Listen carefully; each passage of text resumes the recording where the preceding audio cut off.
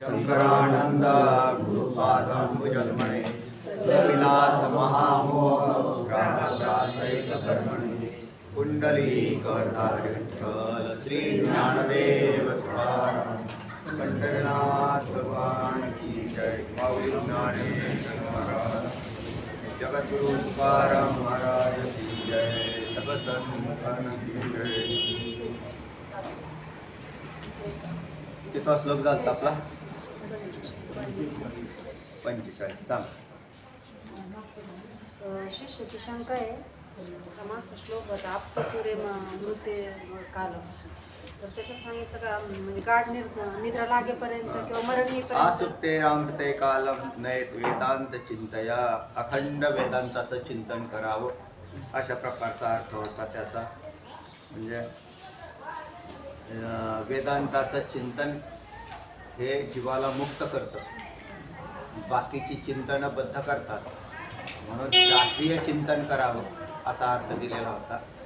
आणि पुढे जाऊन शास्त्रीय अध्ययनाचा त्याग करायला नंतर सांगितलं। अपरोक्ष ज्ञान होईपर्यंत, पण जोपर्यंत अपरोक्ष ज्ञान झालं नाही तोपर्यंत चिंतन केल्याशिवाय राहू नये। चिंतनामध्ये कालावधी पण कोणतं चिंतन म्हणताल तर वेदांत शास्त्राचं, कारण वेदांत शास्त्राच्या चिंतनाने मोक्ष होईल, इतर चिंतनाने नाही, म्हणून शास्त्रीय चिंतनाच्या अंतर्गत ते येते। गाढ निद्रा लागेपर्यंत किंवा मरण येईपर्यंत मनुष्याने आपला काल वेदांत चिंतनात घालवावा। आता मरण येईपर्यंत जर कालावधी घालवायचा तर मग त्याग कधी करायचा? तर मरण येण्याच्या आधी मोक्ष निर्माण करून घ्या।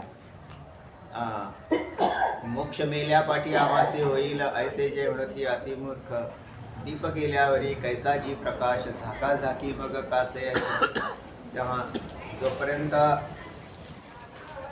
मरण आलेलं नाही तोपर्यंत मोक्ष ताब्यात करून घेता येण्यासारखं आहे या मानवी शरीराने। आणि एकदा मेल्यावरती दुसरी योनी प्राप्त होईल। ज्याला आत्मज्ञान झालेलं नाही आणि जो मृत्यू पावलं शरीर त्याचं, तर त्याच्यानंतर पुढच्या योनींचा प्रवास नक्कीच चालू आहे, त्याच्यात काही शंका नाही। ते दुसऱ्या अन्य शरीरामध्ये जाणार तोपर्यंत आत्मज्ञान होत नाही। आत्मज्ञान झालं आणि मग मृत्यू केव्हाही आला तरी तो पुढच्या शरीराला जाऊ शकत नाही, असा नियमच आहे। म्हणून जोपर्यंत आत्मज्ञान होत नाही तोपर्यंत वेदांत चिंतन करावं, मरेपर्यंत करावं। मग आता मरेपर्यंत नाहीच झालं तर मग तसं काय अडचण नाही। ज्यांना या शरीरात मोक्ष होणारच नाही, पुढची शरीरं काही लागलेली असतील तर त्याला प्रतिबंध सांगितलेला आहे। त्याला या मानवी शरीरामध्ये आत्मज्ञान तत्वज्ञानच्या सीमेपर्यंत जात होतो, परंतु मोक्ष आत्मज्ञान अपरोक्ष ज्ञान दृढ अपरोक्ष ज्ञान होत नाही, त्याला प्रतिबंध सांगितले शास्त्राने। मग 1 2 4 6 काय असते जन्म जेवढे प्रारब्धात तेवढे भोगून पुन्हा तो मुक्त होतो। परंतु मग त्याच्यावर भरोसा ठेवण्यापेक्षा या जन्मात इतकी तयारी करून ठेवावी, जसे स्वयंपाकाची सगळी तयारी झालेली असतील तर गॅसला कधी बी तुम्हाला स्टार्ट करता येतं, लगेच स्वयंपाक करता येतो। सामानच घरात नसेल तर काय उपयोग आहे? तसं सगळं साहित्य गोळा करून ठेवणं म्हणजे ही परोक्ष ज्ञानाची सामुग्री, त्याच्याजवळ कंप्लीट आहे, त्याला अपरोक्ष ज्ञान केव्हा बी होईल। दुसरा भाग आणखीन असा नेहमी सांगत असतो, माग किती जन्म भोगले हो, करोडो जन्म भोगले ना, 4-2 जन्मांनी काय फरक पडेल त्याला? पण त्याचा पाठीराखा भगवंत हा असतोच। जो परोक्ष व्यक्ता आहे तो पुन्हा जन्माला जात नाही, तर तो पुढच्या प्रवासाला जातो, असा एक विचार आहे। पण काय करायला पाहिजे? अपरोक्ष ज्ञान प्राप्त करून घ्यावंच। पुढे समाधान सांगतात का म्हणजे आत्मसाक्षात्कार होईपर्यंतच करायचे? आता हे कुठपर्यंत केलं जातं हा नंतरचा विषय कर का खरा तर। ज्याला आत्मज्ञानच नाही त्याला सांगितलं शास्त्रीय ज्ञानाचं तू काय कर, तर हे बोलणं कसं झालं? चुकीचं झालं। पण पहिल्यांदा शास्त्रीय ज्ञानाची आवश्यकता आहे, शास्त्रीय द्वैत त्याच्यामध्ये राहण्याची आवश्यकता आहे, असा विषय आलता ना, शास्त्रीय आणि अशास्त्रीय द्वैताचा। तर त्या शास्त्रीय द्वैताच्या अपेक्षा मुमुक्षूसाठी आहेच, परंतु त्यानेही नंतर काय करावं तर आत्मज्ञान झाल्यानंतर त्याचा त्याग करावा म्हणतात शास्त्रीय लौकिक आणि वैदिक दोन्ही पण साधनांचा त्याग करावा. लौकिक आणि लौकिक तर मागच टाकलेला आहे. म्हणजे अशास्त्रीय ज्याला म्हटलेलं होतं त्याचा तर त्याने मागच केलेला आहे त्याग. ज्याने अशास्त्रीय द्वैताचा त्याग केलेला नाही त्याला शास्त्रीय द्वैतात कसा येईल. ज्याची निष्ठा प्रपंचावर आहे त्याची गुरुवर कशी राहील. ज्याची निष्ठाच प्रपंचावर आहे तो मनुष्य इकडे शास्त्रावर आणि गुरूंच्यावर श्रद्धा ठेवू शकत नाही. आणि असली तरी ती सामान्य असते आणि प्रपंचातल्या पदार्थांच्यावर विशेष असते. अशा दोन भाग आहेत त्याच्यातले.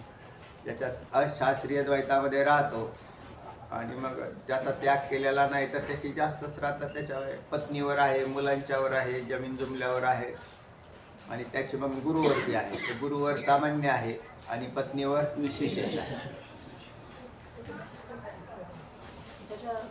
त्याचा श्लोक सांगितला शास्त्रान्य नित्यम मेधावे अभ्यास्य च पुनः पुनः परमं ब्रह्म विद्यावत्तान्य तो म्हणजे बुद्धिमानाने मेधावी म्हणजे बुद्धिमान पुरुष, शास्त्राणी म्हणजे शास्त्रांचे आधित्य अध्ययन करून काय म्हणतायत पुन्हा पुन्हा परत परत त्याला आवृत्ती द्यावी, अभ्यास. परमं ब्रह्म विज्ञाय आणि एकदा परमं ब्रह्म विज्ञाय म्हणजे आत्मसाक्षात्कार अनुभूती. विज्ञाय म्हणजे अनुभूती आली त्याला. एकदा परम तत्वाची अनुभूती आली की म्हणजे जाणलं त्याला ब्रह्माला. आता उल्कावत उत्सृजे. उल्कावत म्हणजे उषा म्हणजेच मशाल किंवा त्याला चुडा म्हणतात. मग त्याचा जसा रस्ता अंधारातून वाट काढण्यासाठी तुम्हाला हातात मशाल घ्यावी लागते. पण मशालीचं काम कुठपर्यंत, जोपर्यंत तुम्ही तुमच्या ठिकाणावर पोहोचत नाही तिथपर्यंतच आहे. त्याच्यानंतर मशालीचं काही काम आहे तेव्हा. तसाच प्रकार तत्त्वज्ञानाचा बी आहे. तत्त्वज्ञानाचं तरी काम कुठपर्यंत आहे, जोपर्यंत तुम्ही तुमच्या मुक्कामाला पोहोचत नाही म्हणजे आत्मसाक्षात्कार होत नाही तोपर्यंत तत्त्वज्ञानाला धरावं. त्याच्यानंतर तत्त्वज्ञान या शास्त्रीय द्वैताचा सुद्धा त्याग करावा. असं का म्हटलं असेल बरं, तरी असं कारण आहे. काय होतं लौकिकामध्ये कोणतीही साधना करायला गेल्यावर अहंकाराची प्राप्ती होते. करता तीर्थाटने अहंकाराची प्राप्ती होते. लौकिक कोणतीही साधना करायला गेल्यावर अहंकाराची प्राप्ती होते. मग अलौकिक शास्त्राचं अध्ययन केल्यावर अहंकार प्राप्त होतो का, तर होतो. म्हणजे असं आहे तोच मनुष्य जसा समाजामध्ये आमचे आपले वारकरी राहत, आंघोळ बिंघोळ स्वच्छ वगैरे सगळे केलेले, पांढरे कपडे वगैरे, एखादा गलिच्छ मनुष्य पाहिल्यावर त्याच्याविषयी तुम्हाला काय वाटतं. काय हो माणसाशी काय वागता तू अशा. तो त्याचा तो भाग आहे, कारण त्याला त्याच्यातलं ज्ञानच नाही. म्हणून तुम्ही त्याचा एखाद्या वेळेस मत्सर करू शकता. तुम्ही त्याचा मत्सर का केला की तुमची स्थिती सुधारित आहे म्हणून. बरोबर आहे का. एखादा किनारा असेल तर ते त्याच्या लेवलला चाललेला आहे तो तसा, तर त्याला काय करणार आहे. पण म्हणजे त्याच्यामध्ये मी कोणतरी वेगळा आहे अशा प्रकारची भावना तयार झाली ना. मी कोण आहे, वेगळा आहे आणि तो मनुष्य वेगळा आहे असा. तर याच्यात कुठेतरी साधनं करत असताना अहंकार चिकटत चालतो त्याचा. तोच प्रकार याच्यात सुद्धा होतो. कोणी एखादा अज्ञानी संसारात गुंतलेला पाहिल्यावर ते म्हणजे काय हो दुःख बघतात हे, तर त्याला त्या व्यक्तीला त्याच्या ज्ञानाचा अहंकार आलेला असतो. थोडाफार कधी अहंकार चिकटतो. कारण साधनं करायला गेल्यावर ती साधनं त्याच्यात त्या साधनांचा अहंकार टाकत असतात. मग त्या साधनांचा अहंकार आल्यावर जसं मग शास्त्रीय द्वैतामध्ये बी तुम्हाला गुरूंचा अहंकार आहे, गुरूंविषयी किंवा शास्त्राविषयी किंवा आत्मज्ञान विपंडित आहे, विद्वान आहे, असा काय होणार आहे, अहंकाराची प्राप्ती होते. तो अहंकार त्या सगळ्या सर्वांच्या त्यागाने नाश पावतो. करता काय साधने घालती काळाचे मुखी शेखी गर्भवास न चुकती असं म्हणते. साधने घालती काळाचे, मग तत्वज्ञान काय आहे, साधन. तत्वज्ञानाने सुद्धा गर्भवास प्राप्त होईल का, तर ज्याचा शास्त्रीय द्वैत त्याग झालेला आहे त्याला नाही. पण कुठे अगदी सामान्य स्थितीमध्ये तो मनुष्य जातो की अत्यंत इतकं ज्ञान घेतल्यानंतरही तो अतिसामान्य होऊन गेला. तर हे कारण त्याला त्याची आवश्यकता राहिली. शास्त्राने काय केलं, आत्मज्ञ साक्षात्कार करून दिला आणि आत्मसाक्षात्कारानंतर तो अतिसामान्य होऊन गेला. विशेष कोण असतं ज्यांच्यात काही विशेष प्राप्त होत असतं त्यांच्यात. ब्रह्म हे सामान्य आहे. पूर्वी सामान्य होतं, मध्ये भ्रम आला. आता त्या भ्रमाची निवृत्ती केल्यावर पुन्हा सामान्य स्थिती प्राप्त झाली. म्हणून आत्मसाक्षात्कारी पुरुष आणि साधारण पुरुष म्हणजे साधारण असं तर म्हटलं की पामर. काय म्हटलेलं आहे, ज्याच्यात शास्त्र संस्कार विरहित असा जो असतो त्याला काय म्हटलेलं आहे, पामर. आणि ती हे कसे राहतात, पामरासारख्या राहतात नाही, सहज अवस्था आहे. नाही तर त्याला परत म्हणतात राहतात. ती सहज अवस्था आहे. तर त्याच्यात असं काय. आणि जे विशेष राहतात ते साधक असतात. जे विशेष असतात ते साधकामध्ये जातात. विशेष साधनं करतात, साधक करतात. म्हणून मुक्त आणि साधन करणारा याच्यामध्ये भेद आहे. म्हणून याच्यानंतरही शास्त्रीय द्वैताचा जो त्याग दिलेला आहे तो फार उत्कृष्ट आहे. चला पुढे. अमृत बिंदू उपनिषदामध्ये श्रुतीचा अर्थ आलेला आहे. तर म्हणजे आपण स्वतःच कल्याण होईपर्यंत म्हणजे प्रथमतः अद्वैत शास्त्राचं अध्ययन करायला पाहिजे. आत्मसाक्षात्कार होईपर्यंत करावं असं कोण म्हणता. अमृतबिंदू उपनिषदामधला विषय आलेला आहे. पुढे अनिश्चित आणि संशय हे काय सर, हे दोन हे सांगितलं का, विचाराने अनिश्चित व संशय. काय म्हणताय. कारण विचाराने अनिश्चितता, बुद्धीचा जो निश्चय, म्हणजे पूर्वी काय अनिश्चितता कोणती आहे, अनिश्चितता कोणती, मी कोण आहे. मग मी कोण आहे तर मी ब्रह्म आहे का मी देहवान आहे, पंचकोशाने युक्त आहे, शरीरवान आहे. ही जी अनिश्चितता, ती अनिश्चितता विचाराच्या द्वारे सदा विचारे तस्मात् जगज्जीव परात्मनः जीव भाव जगद्भाव बाधे स्वात्मैव शिष्यते. है ना. गेला श्लोक आपला नाही अजून गेला. पंचदशीतला श्लोक सांगितला. सदा विचारे तस्मात्, तुम्हाला ह्याचा विचार करावा लागतो. त्यामुळे अनिश्चितता जाते. अहो मी कोण आहे, मी कोण आहे म्हणजे मी ब्रह्मच आहे. असं त्याला विचारांच्याद्वारे काय झालं, निश्चितता येते. अनिश्चितता आणि संशयित पदार्थ ज्ञान ही निश्चित होते. ज्याच्यात संशय असतो, संशय कशाचा आहे, मी ब्रह्म आहे का देह आहे, हा संशयच आहे त्याच्यातला. किंवा तत्वमसी महावाक्यातले संशय सांगितलेले प्रमाण संभवना प्रमेय संभवना, त्या पूर्व सुरुवातीच्या प्रमाणा संभवना प्रमेया संभवना त्याच्या श्रवण मननाने जातात. पण त्याच्यानंतरही पुढे तत्वम पदार्थ शोधनामध्ये, त्याच्यात तत्वम पदार्थ शोधनामध्ये त्वमपद विषयक संशय, तत्पद विषयक संशय यांचाही विचार काय करायला लावलेला आहे, सांगितलेला आहे शास्त्रात. त्या संशयित पदार्थ ज्ञान ही निश्चित होते. आत्मविषयक ज्ञान काय आहे, संशयित आहे. देहविषयक ज्ञान काय संशयित नाही. मी देह आहे हे ज्ञान भ्रम अपरोक्ष आहे, परोक्ष आहे, अपरोक्ष आहे. भ्रम हा अपरोक्ष आहे. म्हणून मी देह आहे हे ज्ञान आपल्याकडे परफेक्ट आहे, संशय रहित आहे. आणि संशय कोणत्या बाबतीत आहे, ब्रह्मविषयक संशय, आत्मविषयक संशय, तर त्याचा निश्चित होते असा सर्वांचा अनुभव आहे. म्हणून विचाराची काय होते, आवश्यकता असते. चला पुढे. साक्षात्कार म्हणजे ज्ञानरूप त्रिविध म्हणजे दुःखशून्य मोक्ष साधनाची गरज राहत नाही त्याला. म्हणजे त्याची चित्तशुद्धी झाल्यानंतर म्हणजे अनिश्चित व संशय या दोन साधनांचं.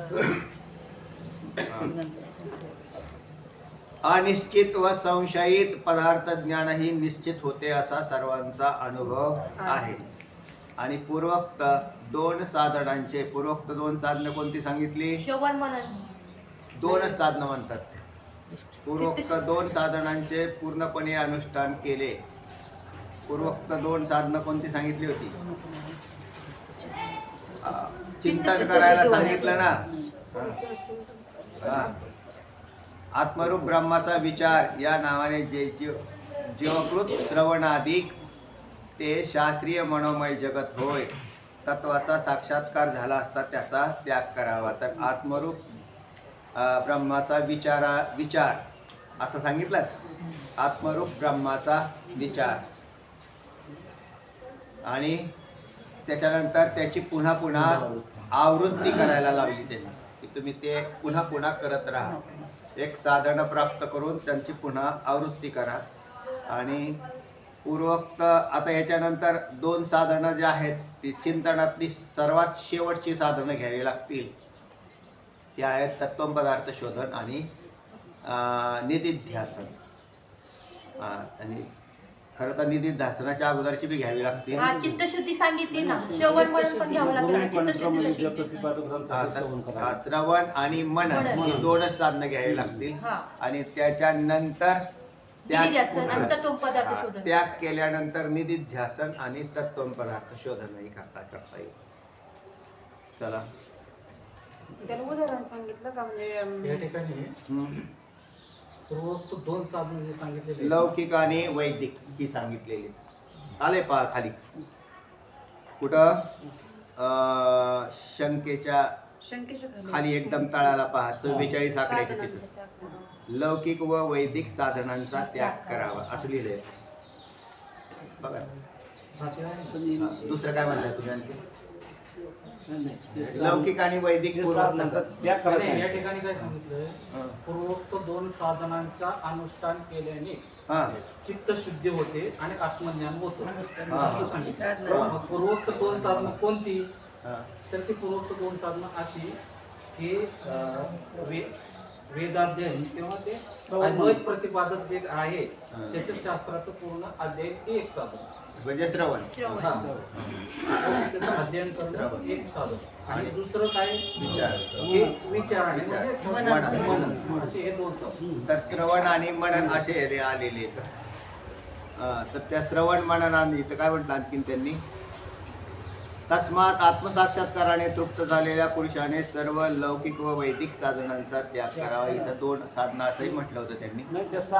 त्याग सांगितलेला आहे. श्रवण म्हणून पहिलेच बुद्धी नाही. आणि जे सुरुवातीचे जे आहेत 2 साधनांचे अनुष्ठान केले तर चित्तशुद्धी होऊन त्याला ब्रह्माचा साक्षात्कार होतो.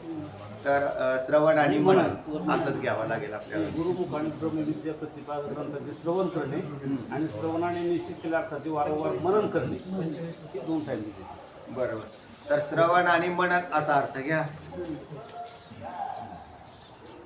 कुठे लिहिलंय वरती पहा, काय नव्हते गुरुमुखाने ब्रह्मविद्या प्रतिपादक ग्रंथाचे श्रवण करणे आणि श्रवणाने निश्चित केलेल्या अर्थाचे वारंवार मनन करणे व मननरूप युक्तीने श्रुत अर्थाविषयी उत्पन्न होणाऱ्या संशयाचे निराकरण केल्यानंतर त्याच तत्वाचे सतत ध्यान करीत राहणे हे त्या शास्त्रीय द्वैताचे लक्षण आहे.